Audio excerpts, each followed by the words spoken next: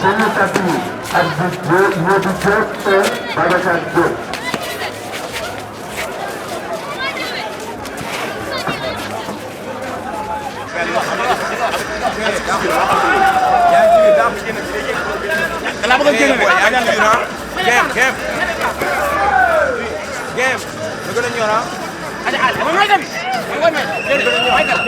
On sert boy. Bul génn jugal foofu voilà jugal foofu merci fils jugal foofu voilà bul génn mu gën a jëlaat distance voilà boy merci boy fils boy Merci Sarr Mamadou Sow. Modou Diop ceinture bleue. Quelqu'un appelle. Prochain combat. Daouda Gassama ceinture rouge. Babacar Diop ceinture bleue. Se prépare. Managa Gueye ceinture rouge. Babacar Seck ceinture bleue.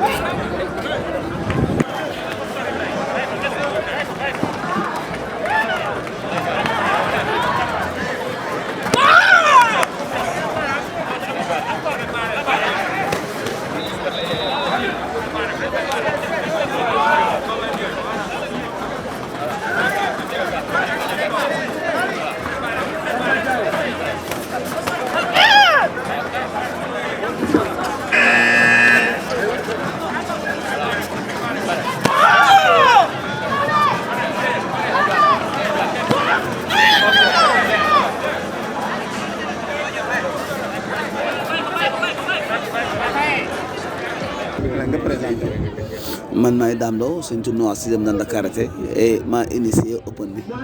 ñëw gars yi ñëw fi daal waaw open bi li ko sabab mooy jamono bi nekk entraîneur national xam nga catégorie yëpp yor naa ko entraîneur équipe nationale actuellement je suis le président de la commission sportive mais li ko waraloon bu ñu naan préparé championnat d'Afrique wala ñuy préparé championnat suñu volume de compétition dafa doon dox par rapport ak suñu niveau yi ñu ne léegi dañuy préparé open yi boole suñu championnat yi pour au moins xale yi am volume de compétition boo xaw a tane ñu ne open Diourbel am na open Kaolack am na championnat Sénégal catégorie poids championnat Sénégal par équipe ak open national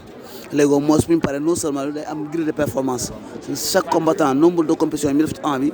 ñaata médaille d'or la xale bi gagné ñaata médaille d'argent la gagné ñaata léegi bu sélection bi jot donc day yombal sélectionneur bi ñoo xam ne xel booy jël du am kenn wax dañuy xam ne ñii kenn du wax parce que catégorie bi diw ak diw ñoo ci man moo tax ñu woo leen équipe nationale. waaye c'est international c'est pas la première fois ñu ñëw Gambien yi bii lañ ñëw Mauritanie avant mercredi xaw ma mardi lañ ma woo ne ma ñoom bëggoon a ñëw mais par rapport li ñuy coowee Covid bi Sénégal ak test yi leen sonle moo tax ñoom daal di préfère xaar ba beneen open incha allah bu ñu ci àll yóbbee loolu moo tax ñëwuñu donc ñëpp ñi ñëwul Covid moom moo tax ñëwuñu mais Gambien yi ñoom comme ñoom ñoo dëkk ñoom fi lañ fanaan ñëw et puis li ma gën a neex ci ñoom cette fois-ci dañoo am cartouche am nañ au moins 3 katas ba pare catégorie combat kata moo nekk mouvement d'ensemble combat moo nekk léegi te catégorie yëpp bi yoon Gambien yi nañ ci combattant am na ñoo xam ne vraiment aussi jàpp nañ ci bu baax quoi et comme li wax amee sportif Kaolack démb moo nekk comme ñu toog sans pegg ñoom Mass Faye ñoom ñëpp kenn ku ci nekk dugal nañ sa loxo ak un grand cœur rax ci dolli El Hadj Guèye Ndour moom lañ nekk fële xale bi maa ko yor woon équipe nationale élève Moussa Sarr la actuellement mi ngi États-Unis mais dafa ma woo 2 mois ci gannaaw dama ndax ren open bi dina am ma ne ko incha allah bëgg naa ko def mun na dama bëgg a participer ma ne ko yow laaj ñu la dara mu ne ma non ma laaju ma dara mais damay participer ma ne ko allez kon maa ngi lay xaar ci fin décembre lépp luy coupe lépp luy médaille El Hadj moom yónnee xaalis moo ko jënd bu ñu paree ku mel ni ñoom Baba Ndiaye ku mel ni parrain bi mu nekk Mon Ndiaye Rahma moom it jël af bi ak un grand cœur lu nekk mu dugal ko ci lu nekk mu def ko ci ba pare ak bonne volonté yi nga xam ne xel comme d'habitude bi ñu commencé door bu méttee bu neexee maa ngi ñoom ñoo fi nekkoon kenn ku ci nekk la naan def da ngaa yokk sa loxo te bàyyi ko parce que li may wax open bi nekkul budget bu mees parce que par rapport nombre bi nga yore bëgg leen restaurer par rapport à arbitre bi seen transport seen restauration par rapport aux 10 catégories chaque catégorie bu nekk dana am enveloppe dana am coupe dana am médaille extra donc nekkul lu ndaw mais ñi nga xam ne xel ñëw nañ mais su ma soñoon aussi ñëpp gën a ñëw mën cee jàpp parce que comme d'habitude damay wax kenn ku ci nekk ci li nga yëngatu ci nga mën a yéeg dëkk ba nga nekk ñun ci karaté lañ nekk ñeneen ñaa ngi ci football bi ñeneen ñaa ngi ci économie bi ñeneen ñaa ngi ci keneen kenn ku ci nekk da ngay yéeg fa nga nekk ngay jàpp yéeg mu dem ci kaw ñu nag fi ñu jàpp vraiment liñ mën ñu ngi ko ci def bu baax di lance appel aussi vraiment autorités yi war nañoo mën a jàppale. imagine li depuis ce matin ba léegi ñu ngi fi imagine bu ñu amoon salle fermée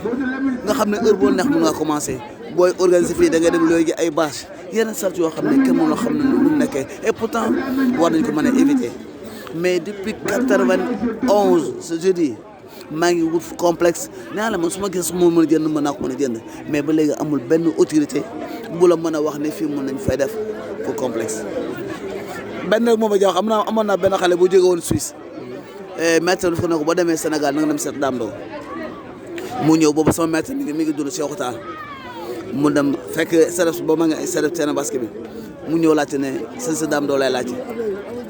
ñu ne ko dafa génn mu leen fa lay entraîné ñu ne ko fi mu leen déedéet entraîné fii dem ci Youssou Ndiaye laaj ko Youssou Ndiaye ne ko mi ngi CEDEPS mu ne non ki ma wax war am saal boobu ñu jóge fa dem gis Cheikh Tall ne ko maa ngi CEDEPS mu ñëw fekk ma ne vous êtes Dame ma ne ko waaw vous connaissez ce Diallo maintenant c'est celui qui me recommande avec vous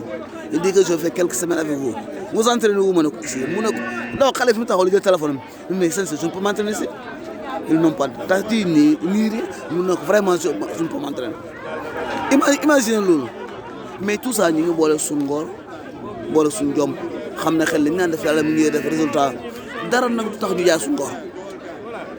un bon sportif doo jaay sa ngor donc dafa am looy am li nga am nga war ko partager xale yi pour Sénégal mën a Kaolack mën a dem ci kanam et Sénégal mën a dem ci kanam mooy li ma la wax rek li ñu wax daal mooy ñoom ñëpp war nañu mën a ñëw non seulement sport bi en général rawatina man bi may def wala bokk art martial parce que ñun ñëpp ñoo bokk feebar li may la wax war nañu mën a am complexe boo xam ne mën nañoo partager ak xale yi mu am ay yeneen Dame Ndao wala mu am yeneen ñoo xam ne ñooy ëpp CV sax Dame Ndao parce que li ñu gagné Dame Ndao du ko gagné ko woon ñun la ñu gagné wut ci xale yi lañ ko war a séntu mais pour ñu am ko au moins il faut ñu mën a am fu ñu exercer partager ñoom képp koo xam ne kii doomi Saloum nga mu wóor na ne yow am nga mooy boo xam ne war nga ci mën a jàpp ñu ngi lay lance appel vraiment loolu nekk na loo xam ne bëgg nañ ko trop daal. merci. waaw dañu jëkk a sant yàlla santaat yàlla doole lañ ko doon sant moom mi ñu may ñu fekk ak tal ndax fii buñ fi toogee daf ñu fàttali lu bare boobu melagul nii tey nag day ñëw sant yàlla ndax dama ànd ak délégation ñoo xam ne ñu panelu anciens sportifs yi El Hadj Sandane Diouf Arouna Diak Na Diallo ak Mass Faye ñu représenté ñëpp panel bi nag bari nañ buñ paree dañ leen ko sédd mais kontaan lool ndax kat ki ñu koy defal jar na ko muy Dame waaw ndax dafa taamu sport de combat def ci fulla ak fit ak jom mu jaral ko lépp mu def ci lépp heureusement juumul parce que yàlla may na ko ci ndam fii ci Kaolack ndam niveau national africain ba niveau mondial kon moom da war alhamdulilah moom juumul weddul boppam parce que weddi sa bopp mooy dugg ci dara ba pare doo def lu mu war moom def na li mu laaj mooy def na ci fitam def ci jomam kontaan nañ ci lool sant ko di ñaanaat daal mu tàggataat ñeneen te boole ci jigéen ñi waaw na boole jigéen ci ñi mu formé mais moom wax dëgg liggéeyam ne parce que am na ñu ko utu am na ñu ko donn kon boog Dame dañ ko naan jaajëf mooy neel jàkk sa jëf ji nga def yëpp ba nga dooree ba tey ak xale yëpp yaa leen formé kon daal Dame Ndao waa Kaolack kontaan nañ ci moom ñu ngi koy ñaanal wér ak wérle yàlla sottali ko ba ñi mu formé nii ñu yéeg buñ ko dabal it ñu def loo xam ne dañ ko fàttaliku loolu daal lañ sawar lool kontaan nañ suñu teew fi ñu teew ak li tax ñu jóg yëpp ñu ngi sant alhamdulilah sant yàlla bu baax. waaw sëñ nga sànni ñaari kàddu rek si bés. waaw mais xam nga suñu mag mi nga xam ne moo jiite délégation bi su waxee ba pare man amatuma lu may wax ndax panel ami sportif Kaolack démb bi nga xam ne moom la ñëw teewal fi ñoom ñëpp ñu ànd ñi ñëw toog ni mu ko waxee Arona Diak Na Diallo Mass Faye ak man mi El Hadj Sandane Diouf xanaa li ci yokk rek man dama jóge Dakar spécialement pour ñëw teewe ko mais ba naaw la loolu wéyee dafa am suñu xarit boo xam ne Dame daf ko invité woon spécialement def ko parrain d'honneur muy Chawki Eydous bokk ci panel bi mais comme Dame vraiment dafa am loo xam ne daf ko séq ak moom ci lu bari mu ne ma nag bu ma ñëwee bokk ci panel bi en tant que membre du panel moom itam muy membre du panel yónni na ma son mot parce que moom ku ne xam na ne c'était un judoka bokk ci famille yu arts martiaux yi ku xam ne Chawki Aïdou Chawé il a été champion du Sénégal représenté Sénégal fu ne moom it ci tur woowu tur boobu la ma yebal ne pour ba ma ñëwee ma remercier ko ñëpp d'abord magam ji jiite délégation au nom du panel mais moom dafay sempeeku ci panel bi tey nekk en tant que pratiquant des arts martiaux tànk boobu la ma fi yebale ne ma naa ko remercier daam féliciter ko mbokk combattant bi ni ma ko waxee parce que tey bu fa dooloom tolluwaatoon dafay ñëw bokk ci biir cëppi nu ñëpp dóori dàll wéq tëb muy loolu kon nag loolu la ma Chawki Aïdou yebaloon ma wax ko mais gannaaw loolu ba mu wéyee c'est un sous-ensemble rek ci biir panel bi nga xam ne bi mooy ami sportif Kaolack démb ami sportif Kaolack démb jërëjëf sëñ bi. waaw sànnikat bi dañuy kontaan loolu di teew ci bés bi comme ni ko suñu grand waxee ak tonton rek ñoom bu ñu waxee waruñ teg dara dañuy jógee foofu rek bokk nañ délégation panel bi nga xam ne tonton Sathio moo ko jiit El Hadj Tagnon ak Mass Arona Diak ak man Ibrahima Na Diallo sax dafa am lu may fàttali rek que daam suñu xarit la daam vraiment ku baax la daam mérite nu raw lii te vraiment gars yi war nañu mun a taxaw pour que jàppale ko comme ni ko Arona waxee sànq ba déwén bi fi gars yi di ñëw ma koy organiser mu fekk moom saalam am tapé mi mot ba nga xam ne vraiment li mu bëgg ci projet am dina ci am une réussite totale parce que damay fàttali toujours ñoom Omar Dangalum Cheikh Omar Tall paix à son âme Ndiaye Onda seen yooyu ñu doon organiser fi ñu gën nekk xale vraiment lu mel nii la woon xam naa xale yi nii laa doon toll par exemple léegi nekk naa ma njug loolu lu war a dellusiwaat la te vraiment li dundal karaté bi la parce que ñoom daal ñoom maître sax laa koy wax toujours ñoom ñaar ñi maître laan moo ko ci mooy Didier Faya dañoo war a jàppale parce que karaté bi dellu fa mu demoon ci Kaolack parce que dana ay mois yoo xam ne chaque année Sénégal ñoo fi doon tase ñu nekk ay xale ñëw di ko seetaan si loolu vraiment war nañ mun a ñaan mu dellu si waat ñu jàppale leen ñoom vraiment ba li ñu bëgg ci am ci karaté bi mu nga xam ne suñu ay doom suñu ay jarbaat suñu ay rakk lañ di yor di leen entraîner vraiment ñu dellu ci niveau ñu weesu sax seen niveau ñoom parce que xam naa ne ñoom loolu mooy seen mébét fi mu nekk nii quoi en tout cas remercier daam bu baax remercier waa ñëw ci open bi yëpp di leen jaajëfal yéen tamit quoi ci taxawaay bi ngeen ci taxaw. Le Mass Faye ancien footballeur du Mbossé ancien international de football tey nag. tey sa teewaay si bés bi. waaw sama teewaay si bés bi tey sama doomu ndey laa ñëw fekk si ànd ak vraiment amee sportif Kaolack démb ak tey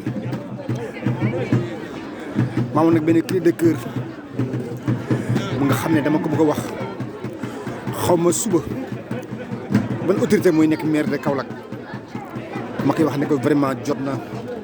seen programme ñu bool ci sport bi xool lu rëy lii tey open bi day préparé championnat d'Afrique lay préparé championnat du monde la ñuy préparé amuñ Kaolack ñëw ba Kaolack amuñ sax salle loolu vraiment rafetul daal neexu sax si dégg-dégg may ñaan xam nga kan mooy nekk le prochain maire de Kaolack mais ngir yàlla seen programme infrastructure yi ñu boole ko si ñu am loo xam ne ku ñëw respecté ñu ay ñu mel ni ay Dame Ndaw mérite nañ lu nekk indi nañ Kaolack lu nekk indi nañ Sénégal lu nekk façon médaille bu nekk représenté ñu fu nekk au niveau national africain ak international mérite wuñu vraiment ñëw ay collègue am ñëw seet si ko ñu ñëw amuñ sax salle bu ñu leen recevoir waaw loolu daal vraiment cri de cœur boobu laa bëggoon vraiment suñu autorité xam nga nag yàlla pare na mais ñoom pare guñ xam nga kuy nekk le maire de Kaolack le prochain maire de Kaolack mais na boole programme am na si boole infrastructure boole si xam la salle bi nga xam ne yu mel ni su amee waaw vraiment ñu am si ndam daal waaw je vous remercie. merci. retiré wu muy doyen Sathio Diop yaakaar naa ne doyen Sathio bi ñoom Balabas Diallo ñoom daan reporté match bu yàgg ba ñoom xam nañ leen moo taxaw nii nag ànd nag ñii ngeen gis ñooy benn panel boo xam ne ngi tudd ami sportif Kaolack démb ak tey ami sportif Kaolack démb ak tey nag xeetu discipline yëpp a ngi ci football en général sport yëpp a ngi ci discipline yëpp a ngi ci ànd ak ki nga xam ne aussi mooy doyen El Hadj Tandian Diouf di doomu Kaolack moom itam ànd ak un ancien footballeur de l'ASC Mbossé ñu koy wax Mass Faye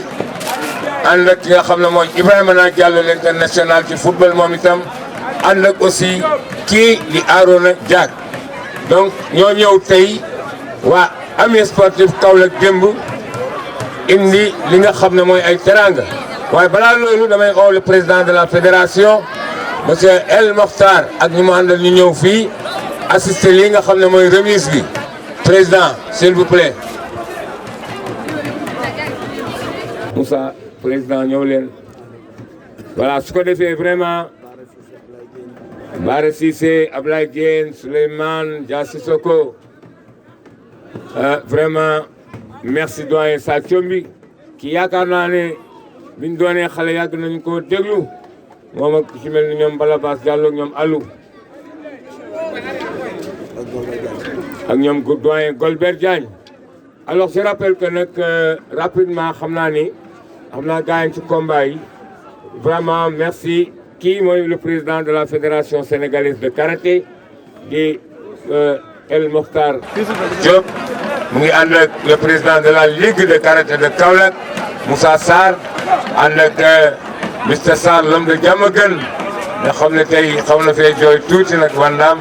ànd ak ki nga xam ne le grand champion aussi di nga xam ne aussi bu compétition amee ci Afrique lépp ñun ñi nekk Sénégal moo ñu koy jox muy Souleymane Ba Diallo occasion la pour vous remercier ci liggéey boobu aussi merci ñu ngi koy suivre bu baax a baax Dia Sissoko l'infatigable amoon nga ngant tey xam naa ci dara amoon nga ngant waaye da nga forcé ñëw donc en gros Bara Cissé nga xam ne moom day soññ daam à chaque fois ci li nga xam ne mooy open bi donc ñoo nekk nii nag ak ñi ñoom ñëpp donc doyen Sa Thiombi ma jox la rek li nga xam ne mooy micro bi suñ doyen rek nga ñu la temps que ñu def remise. asalaamaaleykum mbokk yi ñu ngi santaat yàlla loolu suñu ko doon sant moo ñu may fekke ak dal ñu ngi teew nag ci turu panel bi ñu tuddee Kaolack démb sportif Kaolack démb ak tey ak ëllëg ñu ngi ànd ak délégation ne Mass Faye mi mooy président panel bi moo ko sos moo ko xalaat Naa Diallo mi nii international El Hadj Tandian Diouf ancien communicateur grand journaliste Arona Diak mooy de ñoom la dañu ne ci turu panel bi yëpp fi mu nekk nii ñu ngi panel bi ñu ngi fu ne waxuma Dakar seen waaye ñu nga Italie ñu nga Allemagne ñu nga États-Unis ñu nga fan ñu nga fépp pour Saloum Saloum nekk Brésil fu ne kon boog suñu tànk tey mooy kontaan ci li nga xam ne daam dafa wéetuñu boppam loolu mooy lan dafa tànn sport de combat def ci li mu mën yëpp def ci jomam def ci fitam def ci wërsëgam waaye nag du ko rëcc ndax yàlla may na ko ci ndam yàlla xeeb doole ndax yóbbu na turu Kaolack ak turu Sénégal fi sori lool fi mu juddoo fii daam tàcc nañ ko Sénégal tàcc ko Afrique tàcc ko moom si turu Kaolack kon boog daam ñu ngi lay sant yàlla yàlla defal jàmm li ma bëgg mooy ñi nga yar yëpp ñu góorgóorlu def jom def fu la fayda ba fa nga yegg ñu yegg fa da nga jëmbat mu sax yal na nga fekkee góob bi yal na nga fekkee ci tal ak sago xale itam na ngeen fexe ba def ne daam yombul nag waaye nag nit bu xasee taamu du weddi boppam kon boog loolu ñu tax a ñëw panel bi nag santoon na bu ñëwee ñu teewal enveloppe bi xem nañ ko lool waaye nag suñu yéene ëppale fii kon donc yàlla defal jàmm am nga ci ndam yàlla ndam li continue xale yi ngay yar na ngeen góorgóorlu nit du weddi boppam boo xasee taamu dara nga xam ne yaa ko tey taamu ko lépp lu mu laaj na nga ko ci def mooy fulla ak fayda ak jom ak fit kon boog jërëjëf waa Kaolack nga nuyu. Donc en peu de mots je voudrais dire que j'ai l'honneur de conduire la délégation qui représente le panel des anciens sportifs de Kaolack démb tey ak ëllëg. C'est un honneur pour nous que de prendre part à cette fête que la jeunesse fait à Dame. C'est un honneur pour Dame et pour Kaolack. J'ai conscience que Dame a choisi, un sport difficile, mais il s'est investi. Il a investi toutes ses facultés physiques, mentales, toutes ses relations, toutes ses connaissances. Mais heureusement, il a émergé de la masse. Il a représenté dignement et sa ville et son pays en Afrique et de par le monde. Donc, Dame, félicitations au nom du panel et félicitations au nom de Kaolack. C'est un honneur, c'est un fils de Kaolack. Il fait partie des Kaolackois qui comptent et qui pèsent et dont le nom figurera à jamais sur l'album du sportif kaolackois. Dame, on le mettra en lettres capitales, en lettres d'or sur l'album du sport kaolackois et du sport sénégalais. Dame, merci au nom du panel. Félicitations à Dame. Et j'encourage les jeunes de faire comme Dame, de s'investir honnêtement, généreusement. Il est possible de réaliser des exploits lorsque vraiment on s'y investit avec générosité, avec sincérité, ce que Dame a fait et ce qui lui vaut tout cet honneur. Donc au nom du panel, Dame, merci. Merci messieurs de la fédération. Vous avez fait un déplacement difficile. C'est pour honorer Dame. Il le mérite. Donc merci à tous et déwénati. Les amis ivoiriens disent, ils ne disent pas bonne année, mais ils disent bonnes années. Donc comme les Ivoiriens le disent, bonnes années. Merci. Président.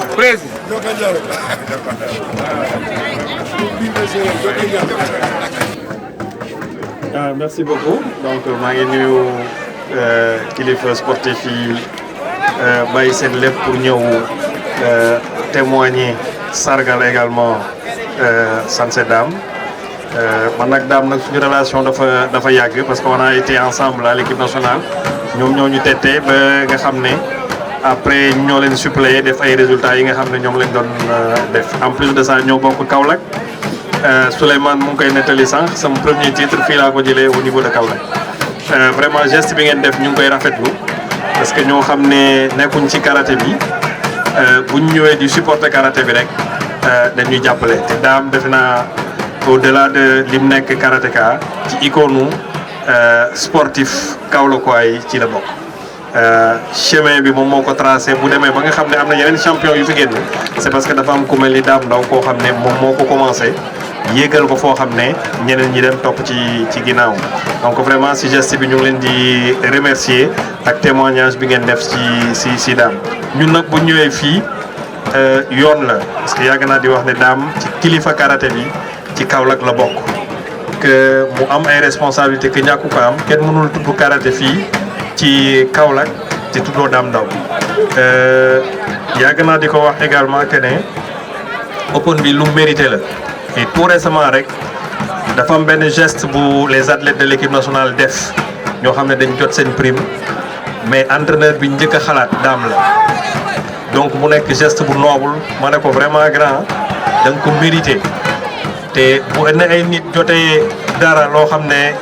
ñëpp ci nekk di ci wax ñoom ñu njëkk la xalaat ne kii il faut que ñu partager ko moom c'est cër la boo xam ne moo ëpp lu nekk en fait te geste bu ndaw la mais ma ne ko lu am solo la parce que reconnaissance la par rapport ak li nga leen doon jàppale ak conseils yi ngeen leen di jox te loolu dafa rëy am na si athlètes yoo xam ne sax dama leen bind na leen vraiment dama fier parce que bu ma gisee ay athlètes spontanément am xalaat boobu ñun dañ ciy kontaan ça veut dire que li ñuy ut ci karaté bi liñ di jàngal karatéka yi vraiment ñu ngi koy appliquer te loolu lañ leen sant dina am yeneen discipline yoo xam ne peut-être ku si jot sa bos waxuma la say entraîneur sax mais boo matul kenn du la gis donc buñ ko xalaatee rek c'est vraiment li muy représenté la ak li nga xam ne doon na ko kii ak affaire yi vraiment dama koy ñaanal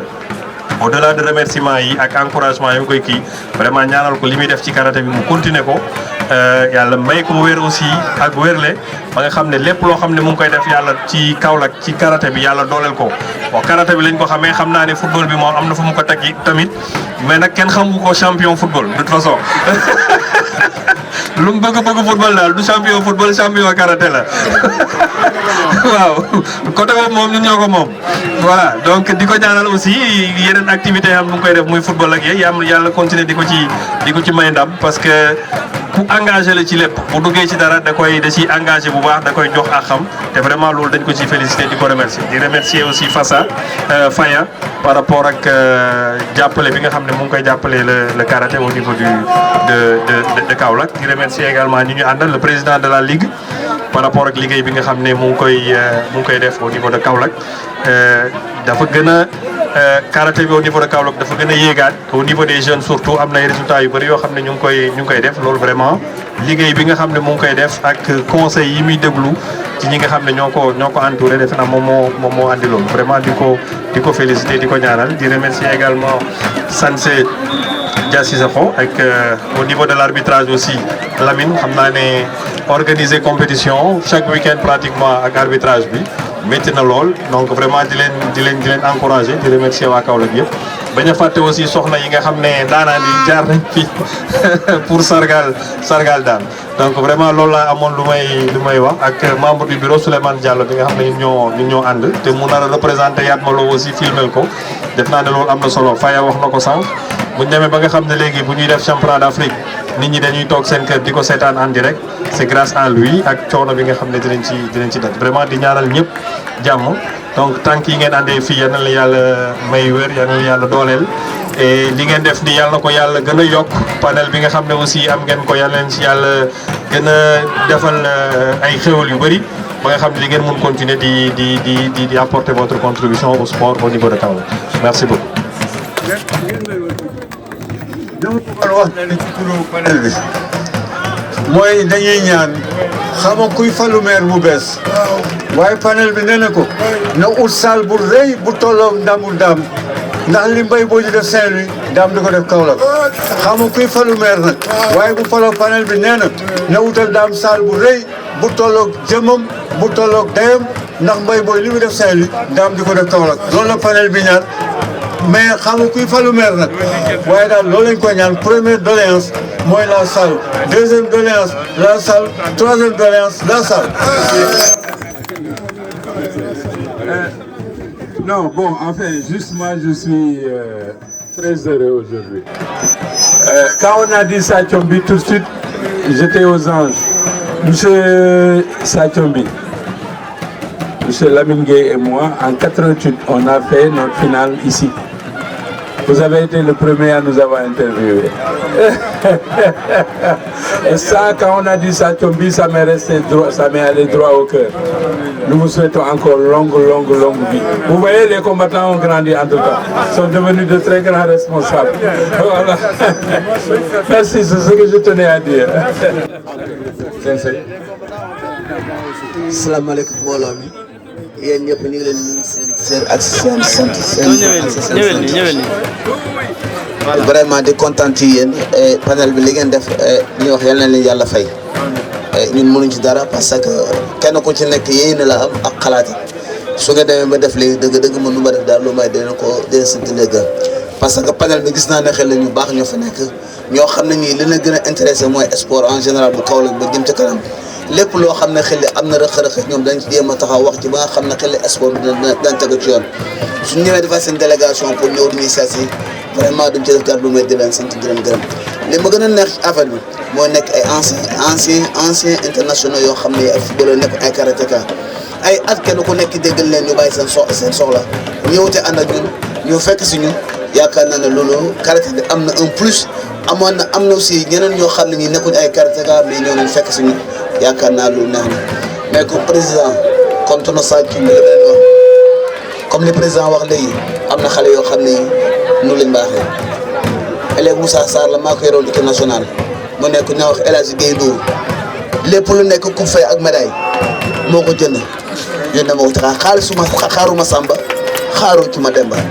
lii dama koy def maa ko war a def li ma koy def am na sama frère yoo xam ne dama ne ko élage man laaju ma dara mun na ma li keneen war a def laa ko war a def yéen ñi nga xam ne yéen nekk ay karatéka ak yéen ñëpp lépp luy ku fay lépp luy médaille fay El Hadj Gueye Ndour moo ko jënd ci xaalisam pour def ko participation su ko neexoon mun na ko bañ a def mais def na fa ak un grand cœur kii moo ko jàng karaté mu nekk Moussa man équipe nationale laa koy mu nekk lu rafet quoi. bañ a guddal daal ñëpp daal ñu ngi leen di sant leen gërëm ñu def ñu boole suñu loxo mais dans la main travailler pour au moins suñu gën a dem ci kanam di ñaanal Coupe d'Afrique du Sénégal gañu ko lan la il faut. waaw léegi nag merci gannaaw bi nga xamee ne seen chef Dame Ndao ñu ngi leen remercier waat bu baax El Hadj Gueye Ndour loolu mu def dafa rëy moo waral bu ngeen seetloo ah puusal ma ci suuf mi puusal ma waaw voilà moo tax vraiment El Hadj Gueye Ndour ñu ngi koy remercier di ko ñaanal xale bu baax la macha allah pour reconnaissant la man mii danaan def bu naan dem compétition foog mu jaar Moussa ngi nii na ma ñaanal ma ñaanal ko heure bu ñëwee rek day indi médaille wala coupe su ma ñëwee rek na ko yàlla na affaire bi ñëw demal rajo la ma daan fekk rajo la ma daan fekkaat aussi donc vraiment ñu ngi gërëm ñëpp di sant ñëpp kii nag doyen léegi Kaolack ñoo la ko jox Dame Ndao nga xam ne vraiment diplôme de reconnaissance la vraiment décerné par maître Dame Ndao ami sportif Kaolack Demba Tey pour service rendu. Nous vous exprimons toute notre reconnaissance. Kaolack le 8 janvier 2022. Merci. Voilà, nous remercions aussi Mamadou Ndiaye Rahma. Mamadou Ndiaye Rahma, nous remercions bu baax jàpp na ci bu baax a baax. Le président du conseil départemental de Kaolack, M. Baba Ndiaye,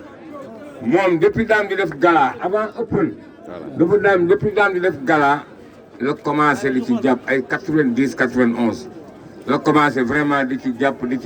ba Open bi ñëw mu ci jàpp. Donc vraiment li ñu naan merci moom 5 lettres la gàtt na lool waaye nag vraiment ku deful dara d'habitude doo koy faral di dégg. Donc vraiment ñu ngi leen di remercier di leen jaajëfal di ñaan xale yi nga xam ne ñoo jógee ci région yëpp bépp médaille boo xam ne Sénégal mosu koo am yal na ko suñu xale yii liggéey ci tatami yi gagné ci barke alxuraan yal na ko yàlla def jërë ngeen def. Merci Ibrahima Na, merci Arona, merci El Hadj Tandia, merci doyen Sathiombi. Allez, merci Mas. Merci beaucoup.